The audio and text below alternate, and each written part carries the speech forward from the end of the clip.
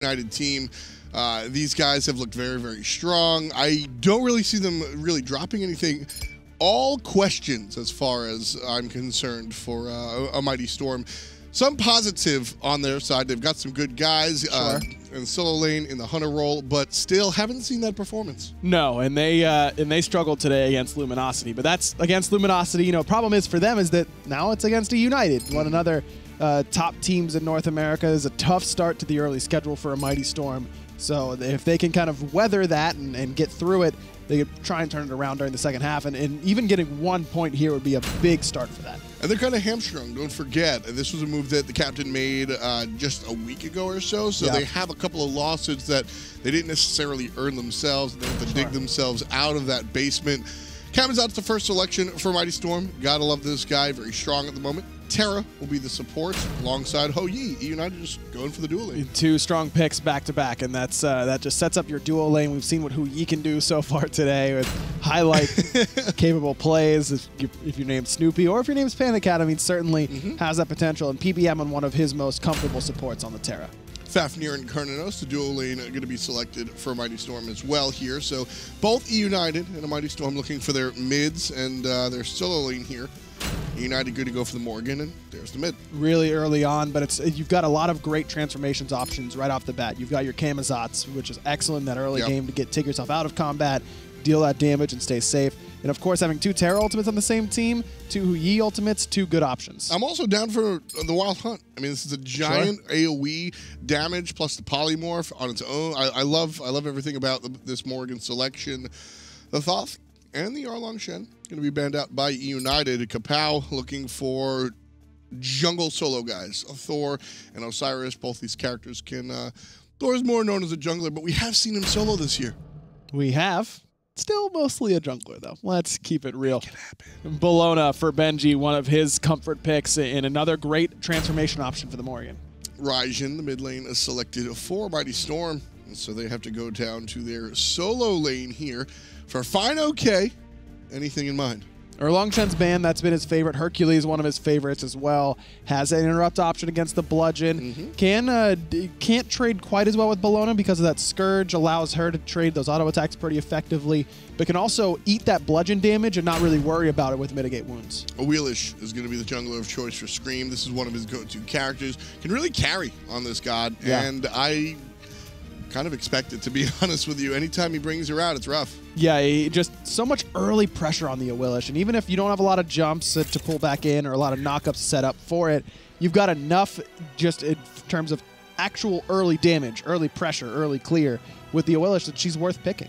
The idea that Awilish only works in a world where you can really use that ultimate to grab people, I'm so not in that camp, and I think most players are sort of out of there. I think they realize that she's strong in her own right. And of course, the ultimate also bringing a slew of damage and attack speed, allowing her to shred objectives as well.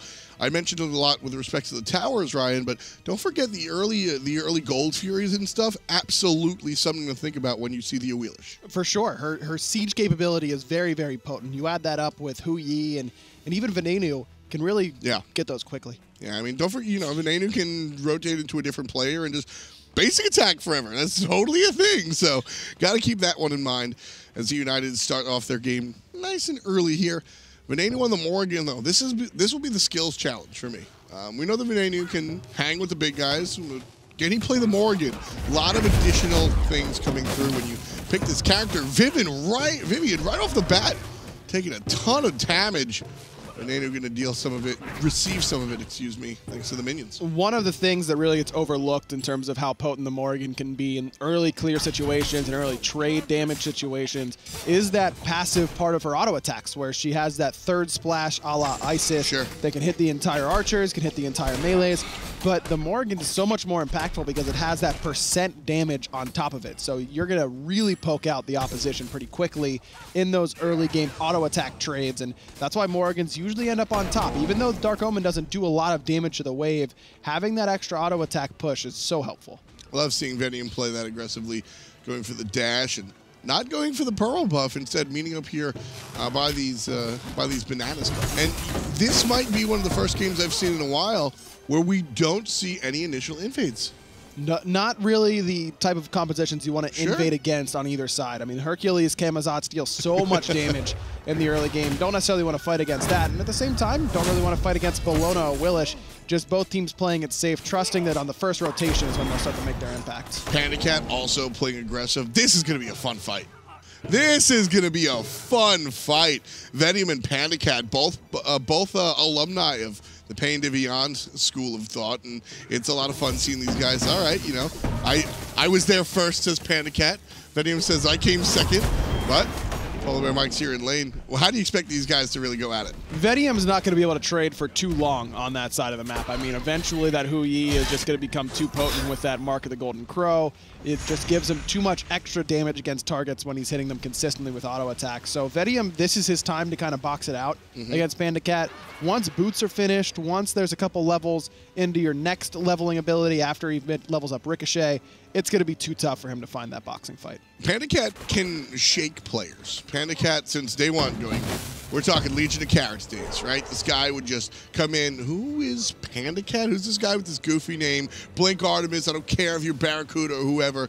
I'm just going to take it to you, and you're going to have to deal. And can sort of shake players, but Vedium has ice in his veins. I've never really seen this guy, like, ever care about any of that stuff. He's just like, all right, you jumped on. And I think watching them fight before when Panda Cat jumps on him, Vedium was just like, okay. Sure. Yeah, okay. I'm still here. I'll fight you. Doesn't dash. Now I'll dash away. You know, Vedium very even keel in that duo lane, and that's not always the hunter mentality. A lot of hunters are a little bit more momentum based, a little bit more hot-headed, and you can really see benefits to both sides of the coin. You want a hunter that can pick up the early falling behind, like if FidoK has to now on the solo side of the map, is Scream gets the first blood for E United off what looks to be a knock-up ultimate combination. And then you want the hunter that can also, you know, steamroll if they get ahead. And Vedium has proven that even if his mentality isn't quite as, you know, loud as a lot of other hunters, he can certainly do that if you give him a lead. I think that's what's made Vedium so successful this long. Is just he's never deterred.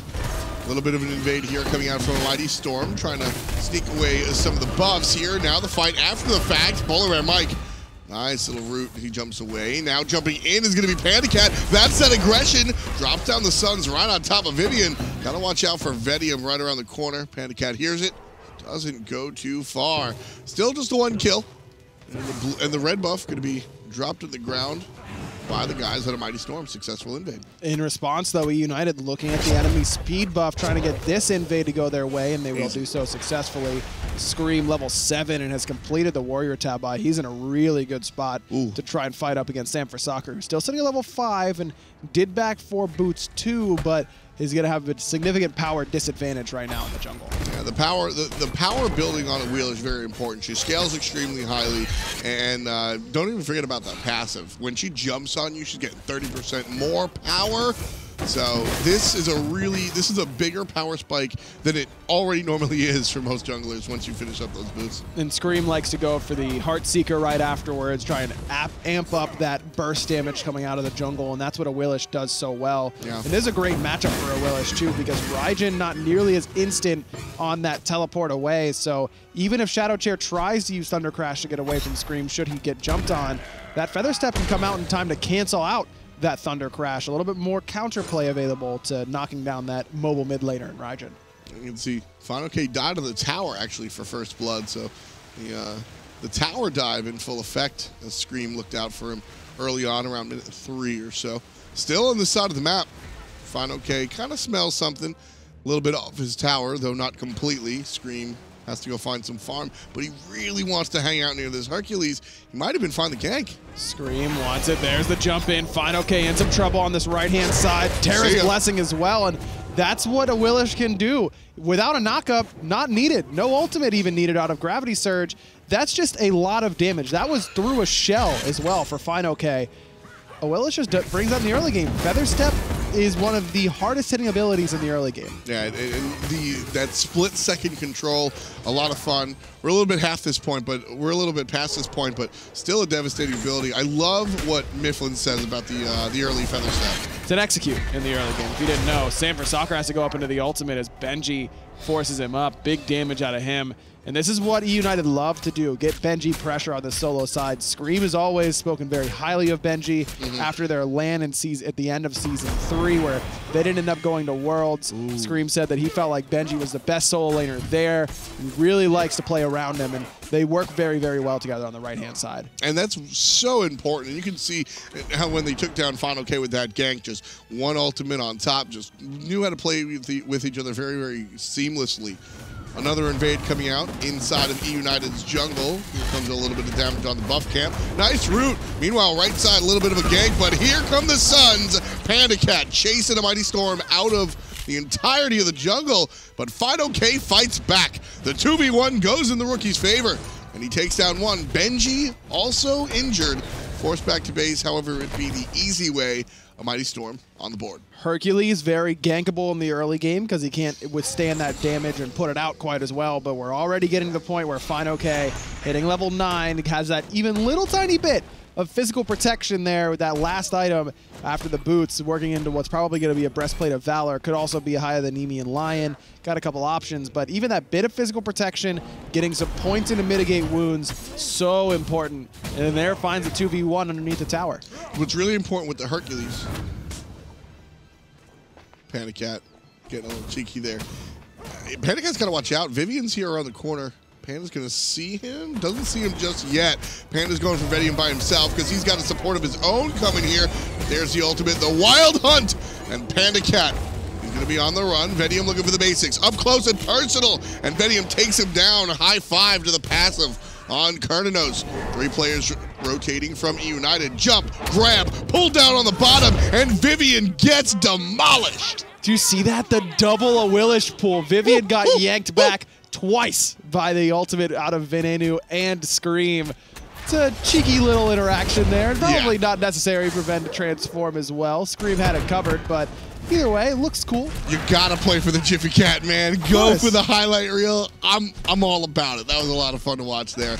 The Wheelish just, you know, I saw him get pulled once. I saw him get pulled twice. And this always happens. You sit there and you're like, wait, what? Oh, right, the Morgan. A Willish ultimate and a Willish ultimate. Didn't I just say that out loud? Oh, right, the Morgan. That's the dangers of casting with the Morgan. The control, though, that offers is really intense. And woof. Don't want to be in that position too many times here. Nice play coming out from Venenu as he earns his first kill of the game as well. So here in the mid lane, Vivian gonna stand next to Shadow Chair. Shadow Chair looked pretty good last time we saw him play.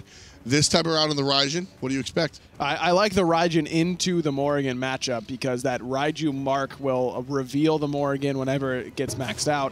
And then you've got good poke damage against her, including that of the clone. You could throw Raiju onto the clone, pop it off of that, and then it's going to bounce to wherever Venenu has gone in that invisibility, revealing him and making him pretty vulnerable to extra attacks. So that's a nice little matchup for Shadow Chair on the Raijin. Plus, that extra push in the early game that the Morgan doesn't really bring will be in a Mighty Storm's favor. This red buff, normally a minor objective, but in a Mighty Storm's book, this is a major objective here. Polar Bear Mike popping the Terra's Blessing in anticipation of the invade. Sanford Soccer gets out of the way. Here comes the Raijin ultimate through the wall. Not enough. Panda Cat still extremely healthy. Polar Bear Mike, half HP. Red buff still alive. Drop down. Sanford Soccer drop down as well. United get the kill off of the invade. A Mighty Storm trade their lives for a small little buff. Nice beads from Shadow Chair. Even without Gravity Surge, that's the right beads. Probably could have turned around and kept going. That would have been the best play for Shadow Chair, but if he gets knocked up, he's probably toast. Yeah. And I like that a Mighty Storm has been looking on this left-hand side for the red buff as Shadow Chair needs to be careful. Stunned out of the Thunder Crash, but Venenu doesn't have the damage to finish him off quite yet. They've been invading red because Shadow Chair's in mid lane on Raijin. He's going to have more pressure than the Morrigan. And Fido K's fallen behind on the right-hand side, and Scream is very far ahead, and that's where a Mighty Storm anticipates Scream to be. So that's why we see them consistently invading on the red buff, and that's a really good idea by them. Problem is, they either got to do it and get out before Scream can get there, right, or do it while Final K is getting dove as they did before. That time, Scream gets to come around through all 3 members that are there and make a big impact. Venium sneaking, hiding in the cut. Pops out, says hi to Polar Bear Mike. Vivian on top as well. Sanford Soccer looking for it, but nice play by Venenu. Double stun, double damage. Venenu gonna zigzag and move out of the way of Shadow Chair's detonation of the Raiju. Nice little juke boots on for the mid laner. And United just watch as the Mighty Storm are able to pick up the vision around the Gold Fury thanks to the little guys. So Venenu's already completed the first part of the Morrigan training program where you're going to be an effective Morrigan in the SPL. That's using your ultimate in creative ways, especially in the early game, in order to get yourself a lead. The next and potentially even more important aspect of playing the Morrigan at a competitive level is if you get to late game, can you make that big play to really turn the game in your favor very quickly? Can you play that assassin style? Right. Now, Venenu doesn't have a chance to prove that quite yet because it's got to be late game. It's got to be 5-6 items slotted, everyone kind of jammed up, and you got to use that stealth creatively. But the first part, everything that he can do thus far, he has done on this Morrigan. And we've seen it. It's not just, it's also like you have the thought process. Okay, I'm going to transform into the Wheelish, but can you do it? Oh, man, the blink in Scream finds Shadow Chair in that mid lane.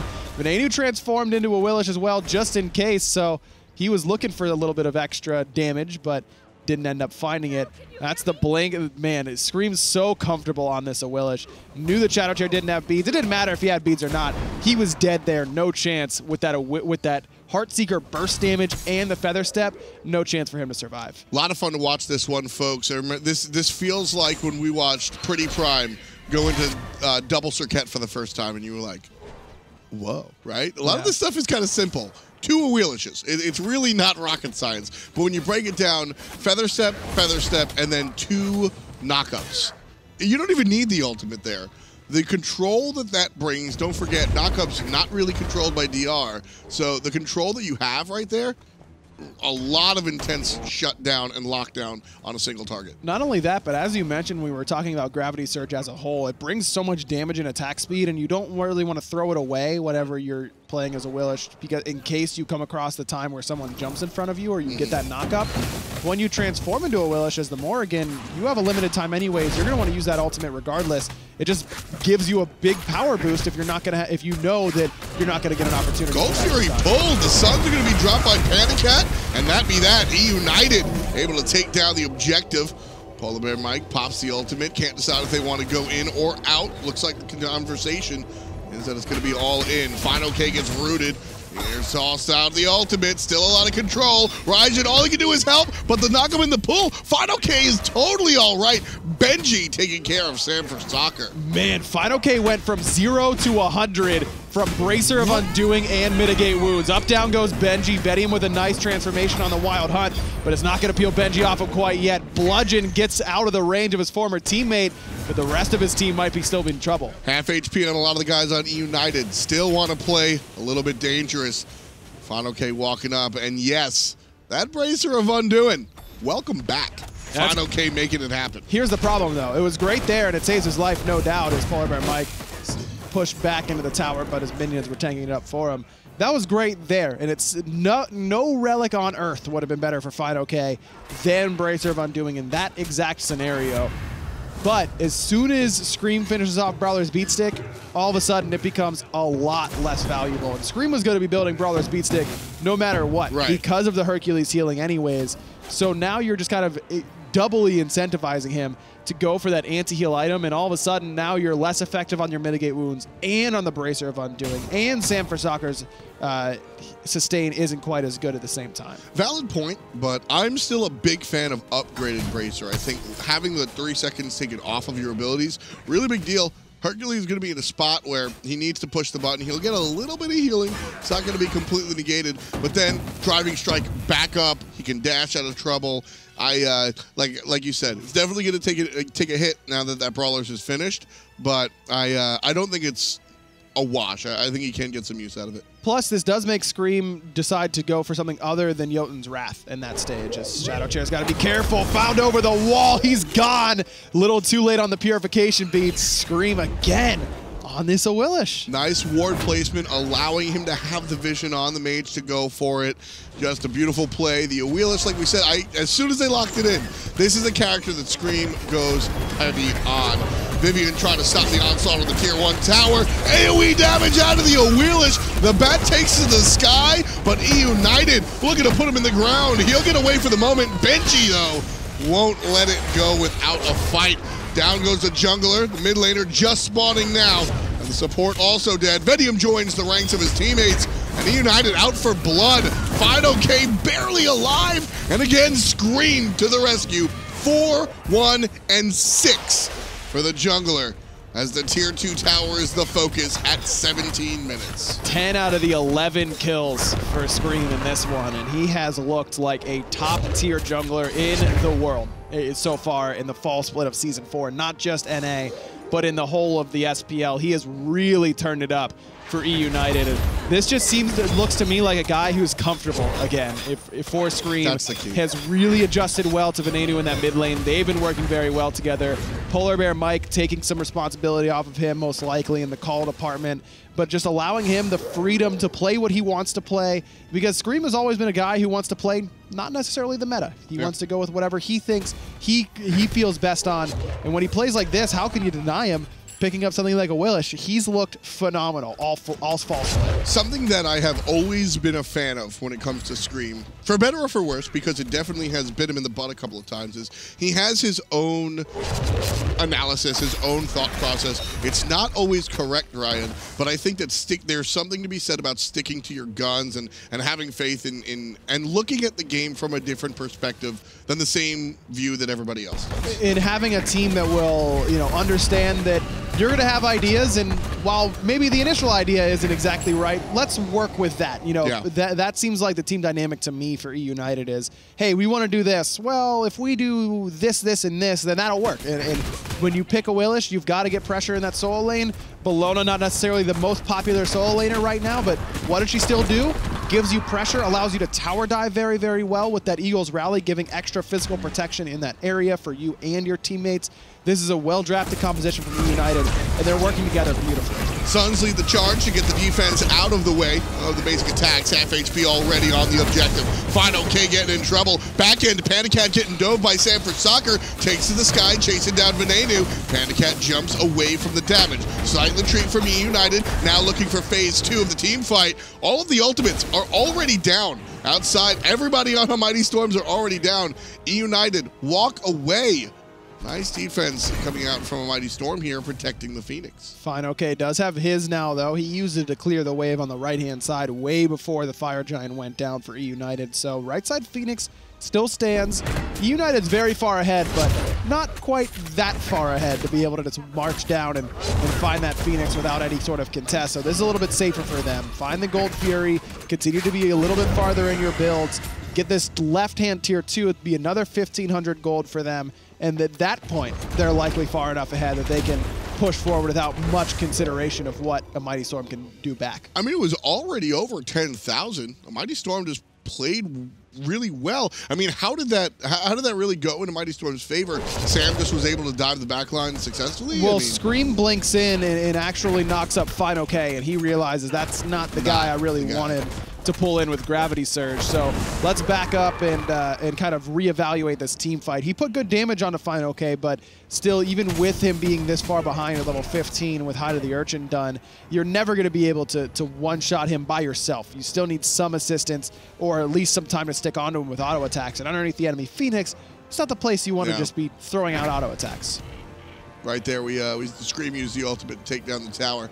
That's sort of what we were talking about earlier on. Ton of vision here from EUnited. Even look at this one over here by the Phoenixes. They really want to catch players out. You saw them hanging out on the side over by the red buff, just waiting to see if a Mighty Storm was going to come and venture into the jungle, and they just get the okie-doke kill and take them out. Mighty Storm, a little bit too smart for that one. A little bit too smart for that one for sure. So E United going to go back to the drawing board, pick up some items. 20 minutes in here, and there's 13 kills. E United own 11. And up by a slew of gold as well. And look at the items that E United have now for this push. Titan's Bane done for Panda Cat. Jotun's Wrath done for Scream. He's working on what's probably going to be a Wing Blade, but could be a Relic Dagger as well. Could be a Witch Blade to shut down some of the attack speed if necessary. Benji's got Mantle of Discord finished off. He's going offensively. He looks like he's going to go for an Executioner at chin size. And he's so far ahead and is so tanky that doesn't really set him too far behind. Exactly. When you're this far ahead, that's absolutely what you want to do. Half HP already on the Phoenix. Panda Cat jumps defensively. Fine, okay, up front. There's a nice flip. The Hercules takes a ton of damage, but he's able to heal it right on back up. Scream from the left tries to look for the flank ultimate. Not going to be on the money. Instead, looks to use the power on the Phoenix. Fine, okay, with a nice shift. Defends left side. Mid already dead. Right side disappears as everybody's distracted by the wheelage. There comes Benji. Big ultimate on top of Venium. Panda Cat dealing with Sam for soccer. Benji stunned. Benji gunned. 2 kills for the solo laner. And nobody left to play defense. And United going to back up just to heal a little bit, Ryan. But I think this is the Titan kill. PBM steps into the fountain, and that's going to delay the kill onto the Titan a little bit, but E United does a great job. You're right, Scream just distracts all of a Mighty Storm for so long that it opens the door for E United to get the Phoenix in mid and the Phoenix in right, which had already been weakened. E United taking their time. Now Panda Cat's going to jump into the Titan room all by himself, but... Nice save, Benji. Nice save, Benji. Scream dives to the Phoenix, but 10 seconds, 1 second. I don't think they can do this anymore. I don't think they can either. That's disheartening. That's a throw, boys. Yeah, it's. I mean, not like a throw we lost the game, but no, that is by definition a throw of the game. Well, yeah, they had it and then they threw it away because PBM dashed into Fountain, and then Panda Cat dashed into Titan room by himself, and then, well, Scream died to Phoenix.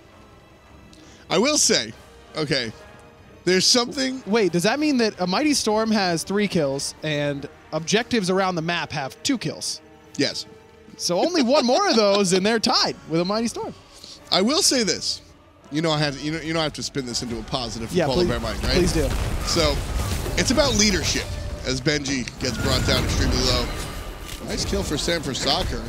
Sam for soccer. Those walls. Oh, nice move by Venenu, going directly into the character that he needed to. Shadow Chair, final K. Vivian going to run away. Vivian tossed down, nice stun. And that'll be that. Panda Cat healing up and looking for the kill on the Portal Demon as well. So here's my take. You ready for this one? I'm ready. So a Mighty Storm. Or excuse me, E United. That's the one. These guys are known for kind of messing around, having too much fun. Yeah, they're a bunch of trolls. Exactly. Yeah. Polar Bear Mike, definitely as a captain, as a coach, as a leader, father figure, if you will. Yeah, he's a big troll. He's got a bit, but he has to wear the serious face at the SPL of him, especially when commanding these guys. Okay. Yay or nay? When he's up by less than 15,000? No, this is, yes. Normally, Polar Bear Mike has to be the Mr. Serious, right? Sure. It's Polar Bear Mike's job to make sure these guys don't troll too much. Sure. Well, when you're up 20,000 gold, even Dad gets involved. And Polar Bear Mike dives to Titan, or the Fountain, gets himself in trouble, and then he says, see guys, we can have some fun. Isn't it fun? Okay, something tells me that someone else is the one trying to get PBM to troll less, number one. I doubt he's the leader of not trolling in that scenario. As he taunts the enemy. And number two, if Polar Bear Mike is the guy who's saying not to troll, who's watching the watchers? That's my question. Oh my goodness. I mean, someone's got to keep this guy in line. I suppose, but my point is the lead is so strong. E United, the writing is on the wall. They have some fun. They go for it. They throw. And they can still have control of the game. Now the Suns fall down on top of the Titan. 6K already down to about 5.5. Still the fight rages on with the Mighty Storm. Sam takes to the sky. 4,000 on the Titan. Keep an eye on that health bar as it's down to 1K, and that's that. E United 17-4 in just 25